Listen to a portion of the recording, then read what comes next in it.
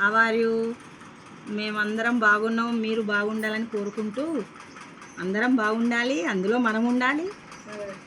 ఇంకా మేమండి రాగిరికి వచ్చినాం, మా సార్ వాళ్ళ ఊరికి వచ్చినాము. ఇక్కడ కొత్త చింతపండు వచ్చింది, కాయలు కాయలుగా ఉంటుంది ఇట్లా. దీన్ని మేము కొన్నాం, 50 రూపాయల కిలో ఇచ్చారు మాకు ఇక్కడ.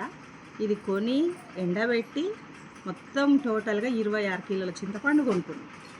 ఆంటీ వాళ్ళకి వాళ్ళ చెల్లెలకి మాకు నేను మాత్రం 3 కిలోలు తీసుకున్నది కొడుతున్నా, కొంచెం ఎండ పెట్టిన కొడుకునే ఇట్లా కొట్టి గింజలు తీసుకుంటూ పెట్టుకుంటే సంవత్సరం పాటు బాగుంటుంది, ఖరాబ్ కాకుండా పురుగు పట్టకుండా మంచిగా ఉంటుంది. అక్కడదంతా అదంతా ఎండబోసాం చూడండి, అంతా కొట్టి గింజలన్నీ తీసేసి ఎండబెట్టి ఆ సంచిలో కూడా ఉంది ఇంకా.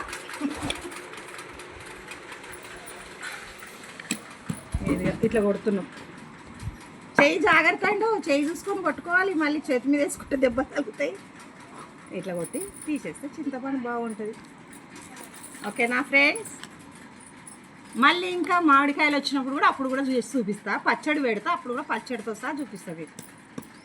Okay friend, bye.